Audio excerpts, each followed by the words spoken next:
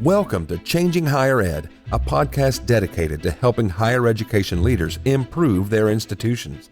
With your host, Dr. Drumm McNaughton, CEO of The Change Leader, a consultancy that helps higher ed leaders holistically transform their institutions. Learn more at changinghighered.com. And now, here's your host, Drumm McNaughton. Thank you, David. My guest today is Kathleen deLaski. Kathleen's an education and workforce designer as well as a futurist, and founder of the Education Design Lab in 2013. EDL helps colleges begin the journey to reimagine higher education toward a future of work. Her nonprofit has helped 1,200 colleges, organizations, and economic regions design shorter, more affordable pathways for learners to achieve their economic goals. Prior to starting EDL, she was on the board for the George Mason University, as well as now currently an adjunct professor there.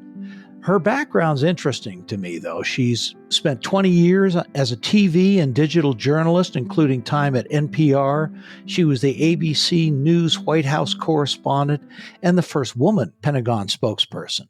She recently released a book entitled Who Needs College Anymore? And she joins me today to talk about how post-secondary education can evolve to meet the needs of today's diverse learners. Kathleen, welcome to the program. Thank you for having me. It's my pleasure. I am looking forward to our conversation. You have done some incredible things in your career over many years, less than mine, of course, but but I want to hear about them, especially talking about how you got into higher education. That is fascinating, and what you're doing as part of the Education Design Lab. So if you would share with our guest today, a little bit about your background. Well, thank you. Thanks for asking. Well, I came to higher ed sort of accidentally. The first half of my career, I was a journalist, mostly a television journalist. I had a stint as the Pentagon spokesman for Bill Clinton in the early 90s, just as the Berlin Wall had come down and it was a whole new era. So these are interesting roles. And then I went back to journalism. I was intrigued by this little startup that was called America Online that was in the mid 90s. And they were looking, I actually answered an ad in the Washington Post back when we had classified ads. Oh, yeah. And it said, looking for a national journalist to bring political coverage onto the internet. And I knew what the internet was because I'd been at the Pentagon. But anyway, I went and applied and I got hired. I didn't know anyone there. And that was quite a ride. But yeah. After that, I just had small children and I was looking for a job that was maybe to use some of my varied skills. And I took a role at Sallie Mae, which is the student lender. Oh, yeah. As an executive there. And what intrigued me about the job was they said, we need to start a foundation. We have $50 million that's been bequeathed to the company, but we have to use it for philanthropic purposes. And we need someone to kind of figure out what should we be doing in the education space. That really intrigued me. So I took the job and started their foundation and really started to learn about the whole college is possible, college for all movement, and started to learn how many people were left on the wrong side of both the information divide about how to get to college and the degree divide. So that kind of started me on my journey. And from there, I had a series of roles first in the K-12 space, working in the charter school movement, and helped a woman who was at the time kind of famous, Michelle Rhee, who had been the DC school superintendent. I helped her start a national nonprofit to push on some of those ideas. But eventually I found my way to higher ed. And I think it took me to actually working in higher ed. And I think what got me there was I was appointed by Governor Warner at the time in Virginia, and then Governor Kane reappointed me to be on the board. They called them the Board of Visitors in Virginia for one of the major universities. And George Mason University was my college that I served on the board for. And that was really eye-opening to see, even at a college where the tagline is where innovation is tradition, and they were winning U.S. News Awards for top innovator. It was super hard to make innovation happen. So what I ended up doing after 8 years serving on the board was starting a nonprofit with the blessing of George Mason, and they agreed to incubate it But the purpose of the nonprofit was to help colleges around the country sort of disrupt themselves, if you will, and think about how do we serve a broader spectrum of learners than the ones who make it through the door. Is that the genesis, the beginning of the Education Design Lab? Yes, absolutely. Okay. It started as a sort of kitchen cabinet project at George Mason University with the then president, Angel Cabrera, who has now gone on to be Mhm. the president at Georgia Tech. But he was a huge supporter of the early initiative. Mm.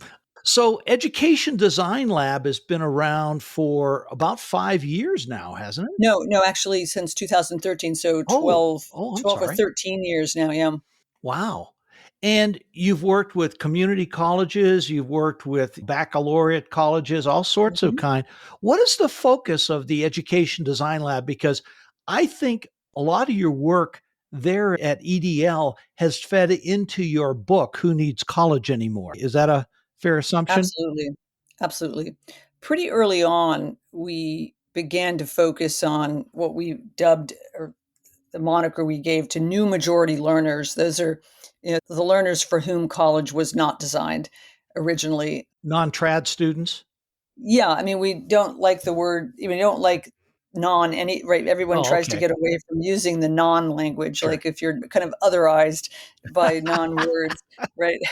But new majority learners is a more positive spin on the fact that the types of the categories of learners we're talking about actually form the majority of learners today. Mhm. It might be folks, the categories include lower income learners, first and family learners, returning vets, single moms, people who have to work while they're in college. So anyone who isn't sort of put in the back seat of the family SUV and driven off to the leafy campus and dropped off for 4 years, right? Sure. So majority of folks who fit into the new majority category, and I dedicate the book to them, these are the folks for whom college isn't working, and college in its degree, particularly the 4 year degree form. We're making strides. I don't want to suggest that we haven't made strides in the completion agenda.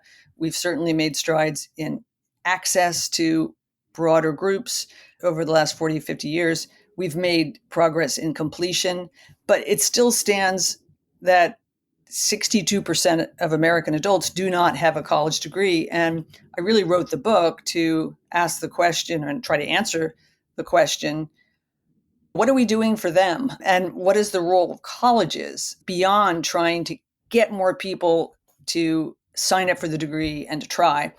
Have we come to a time now, and I say that we have, that we're on the cusp of an era where we, yes, let's keep offering degrees. I'm not suggesting otherwise. And let's keep helping a broader spectrum of learners get all the way there. But let's not spit out the 40 to 50% of folks for whom it doesn't work. And could we have offerings? Could colleges themselves have offerings for some of the folks who aren't even trying to come to the door right now because they think they don't have the academic profile or the confidence to succeed? Yeah. And we can talk about what some of those alternatives are, but I try to lay them out because they're there, they exist. But both our national narrative as well as our financial supports for alternative pathways to financial success are really subpar, Mhm. substandard. We need to do better. Well, there has been this push for more workforce development type initiatives. And I think that's great. I think there needs to be that piece with it. But it was interesting. And I just skimmed over the article. Scott Carlson from the Chronicle, with his article today, interviewed a researcher who talks about skills and skills Mhm. knowledge. And it reminded me trying to nail down what are the skills that are transferable. If you've got the AAC in you, you'll take a look at working in teams or critical thinking, et cetera, et cetera. And this researcher seemed to me very astute. He says those are great skills, but they are very specific to a particular discipline. And that reminded me years ago when I was part of the Institute of Management Consultants, which is a standards body for consultants in the US. When we looked at consulting skills, There were consulting skills, but there were also technical skills that were required. So trying to do something devoid of particular industry, particular skills, whatever, it doesn't work. Right. And I suspect part of that is what you get into your book.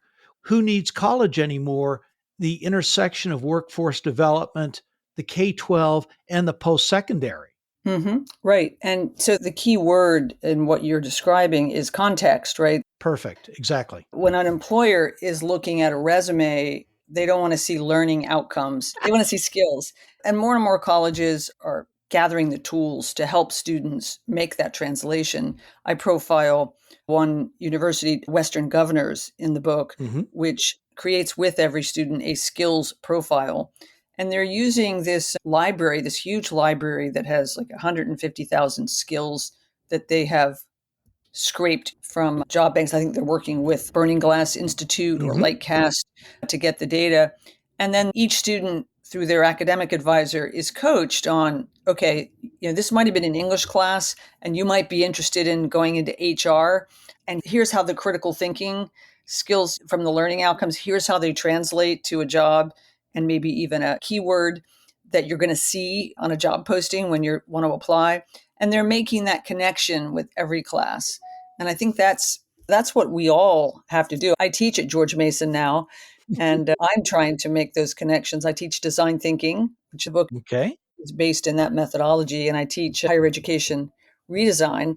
And I'm trying to map what we're doing in the classroom. I give them learning outcomes, but then next to them, I try to place skills. Here are the skills. And Mhm. so at the end of the class, I actually surveyed people on, okay, how confident or how comfortable do you feel with these skills? Which ones would you put on your resume now? And I got quite a range of answers. Like I would give myself a B minus as to whether I did the job of helping them get through understanding the translation all the way to comfort with the skills. I Mhm. didn't get there. Yeah. And that's not easy to do, especially for quote traditional academics, Right. because academics are not trained this way. You've got outside work experience. I do. I was in the military for 15 years. I was in industry for 10 years before I started in working as a academic. So I could relate real world experience, real world skills to what students were learning. But not all faculty can do this, or they haven't gone down that road far enough to where they are able to do it. Right, where you see it work really well, because I teach in the honors college at Mason, so I have students from all majors, which makes it really interesting to see how it's working differently.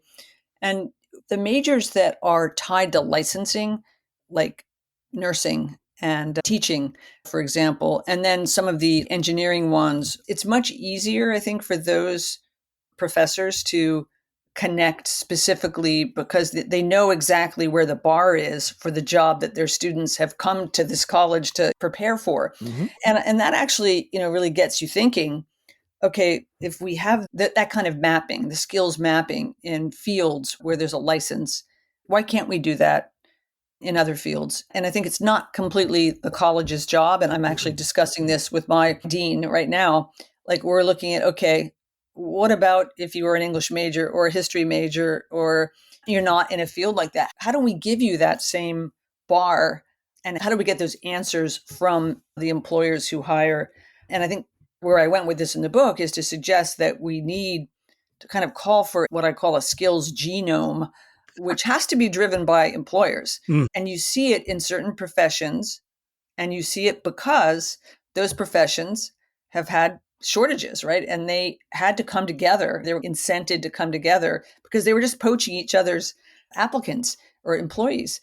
And if you come together and actually map a ladder of where people can go, it's a much more organized way to expand a pipeline, really. And that's really the genesis of skills based hiring, this movement that is, I talk about in the book, and which is, having some success, although I will say that the skills based hiring, the idea that employers are going to hire based on skills, not degrees, it's slowed down a little bit right now, I think, Mhm. because of the softening economy.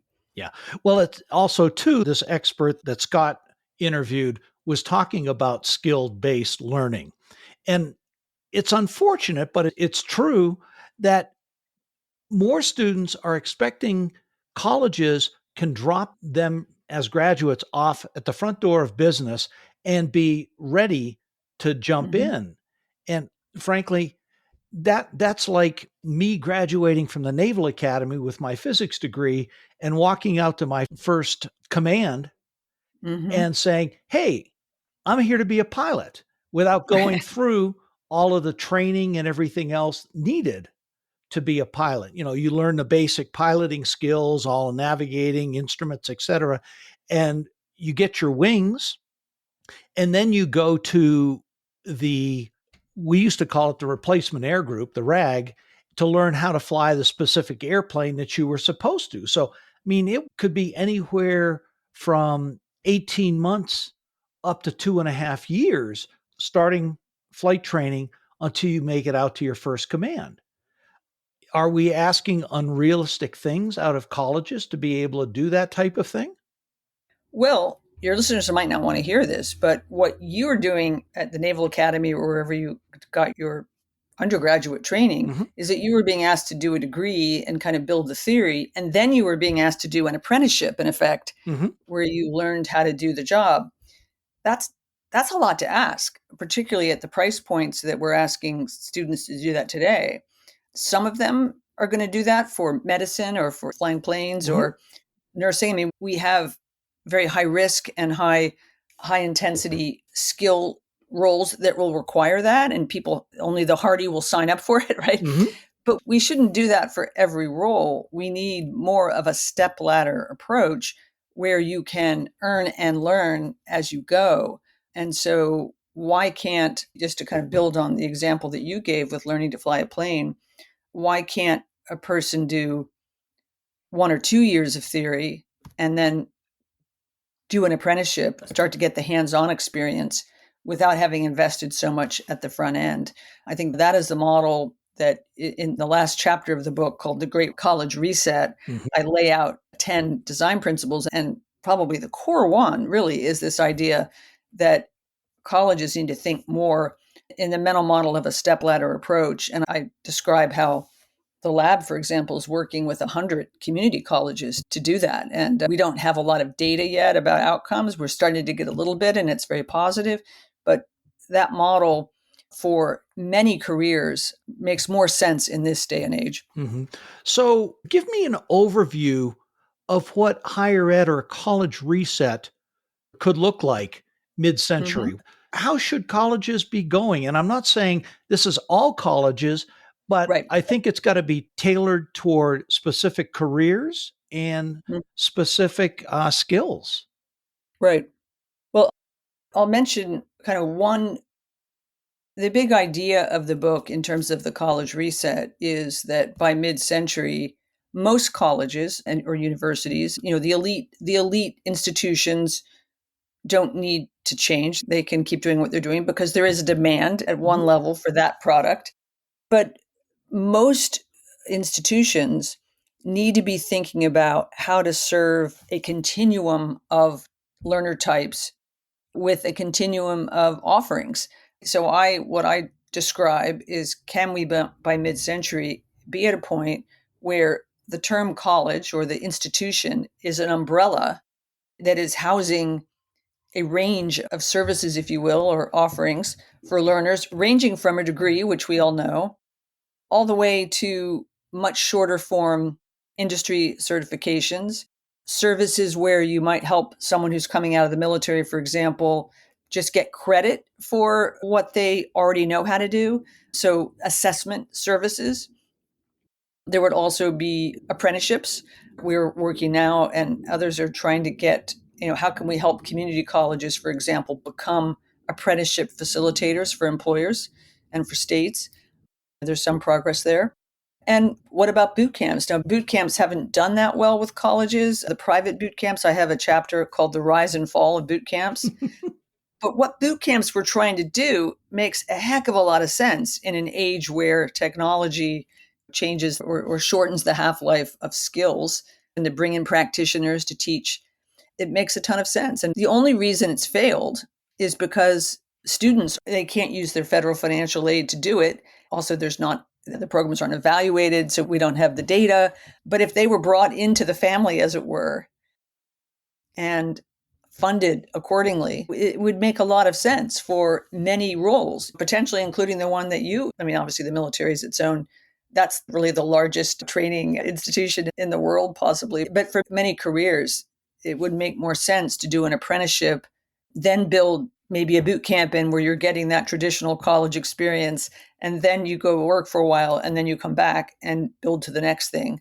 Mhm. Or you do it alongside your job so that the college becomes your training partner throughout your life, your working life. Yeah.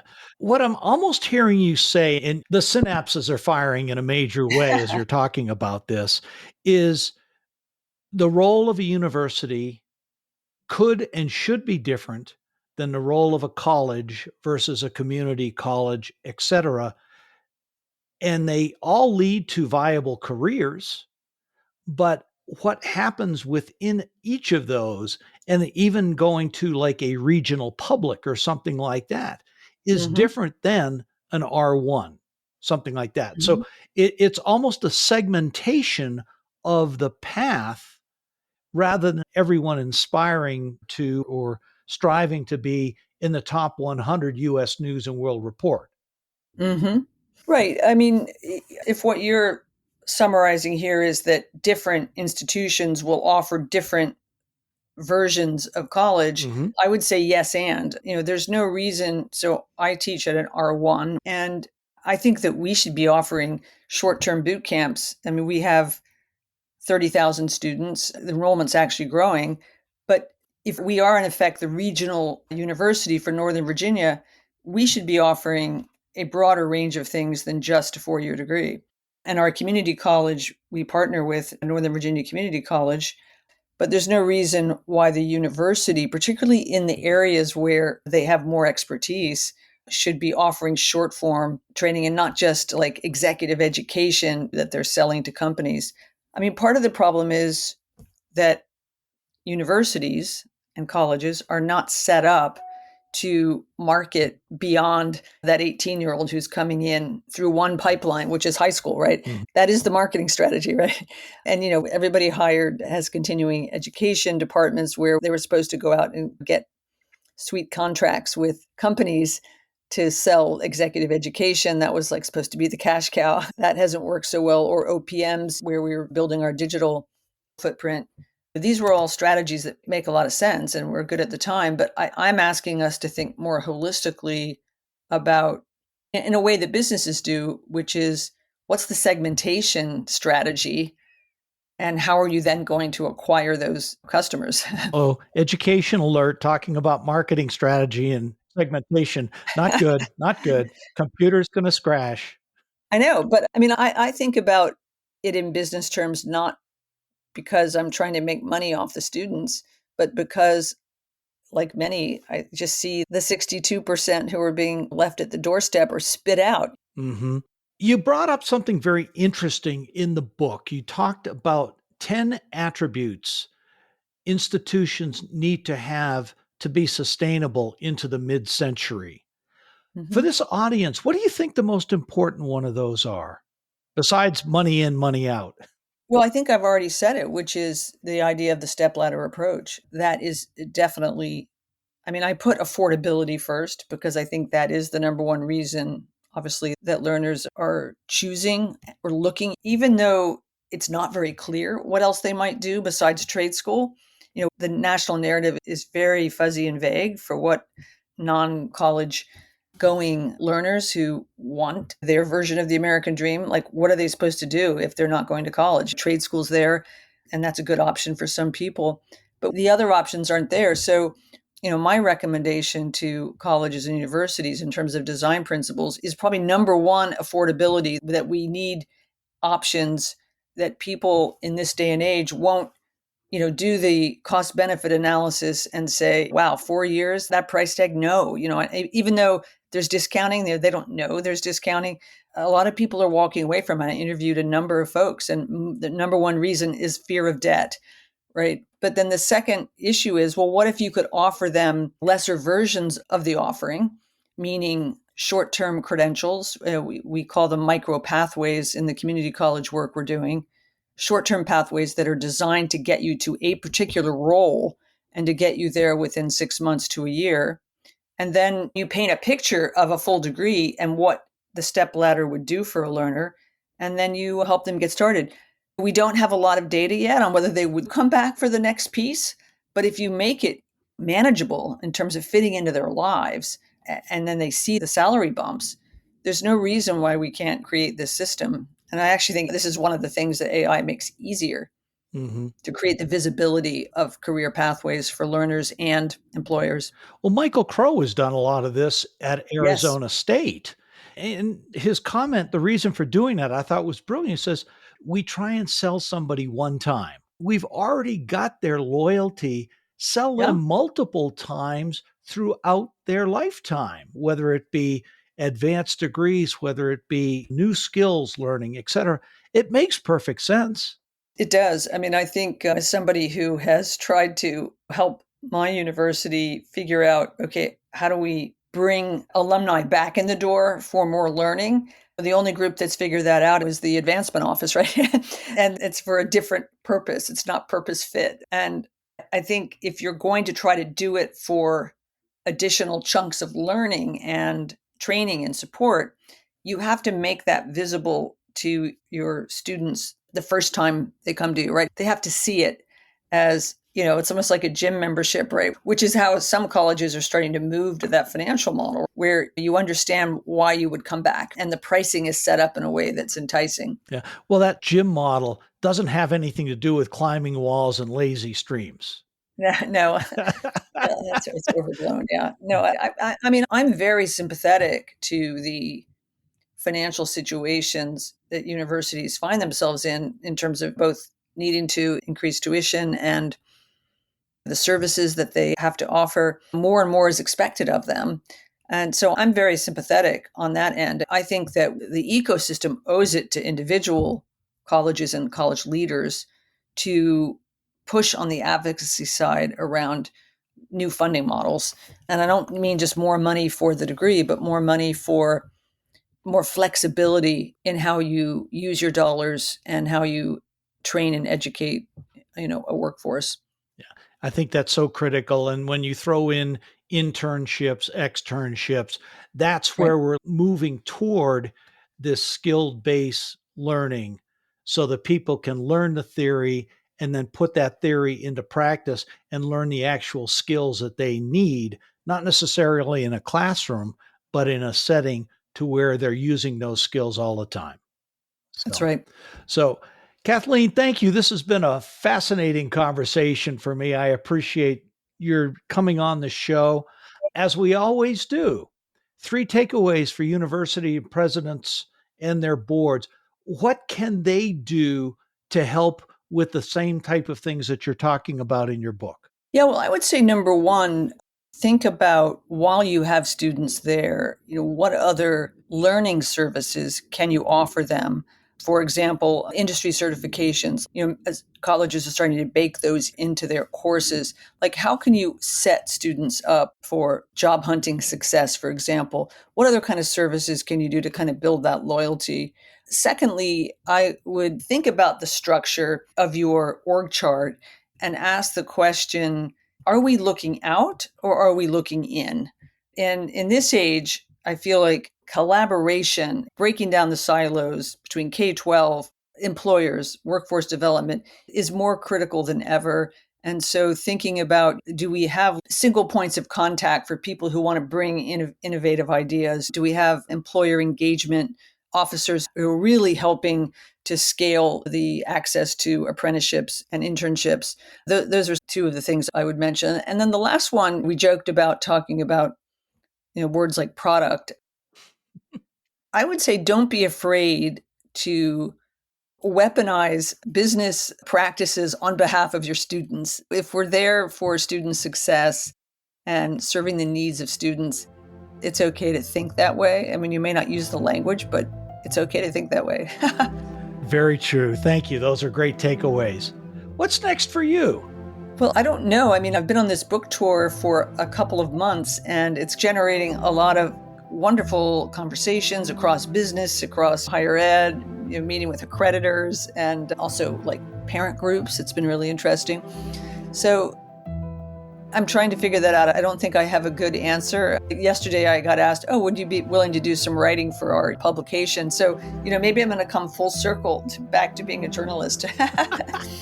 Very good. Well, I have no doubt that whatever is next for you, you'll excel in it. So thank you so much for being on the show. It's been great to get to know you, and I look forward to next time our paths cross. Thank you very much. Thank you for listening today, and a special thank you to my guest, Kathleen deLaski. Kathleen, thank you for a wonderful conversation. You gave me some great things to think about, and I look forward to the next time our paths cross. To my listeners, thanks again for listening. We do this because we enjoy being able to provide you this information. We'll see you next time. Changing Higher Ed is a production of The Change Leader, a consultancy committed to transforming higher ed institutions. Find more information about this topic, along with show notes on this episode at changinghighered.com. If you've enjoyed this podcast, please subscribe to the show, and we would also value your honest rating and review. Email any questions, comments, or recommendations for topics or guests to podcast@changinghighered.com. Changing Higher Ed is produced and hosted by Dr. Drumm McNaughton. Post-production by David L. White.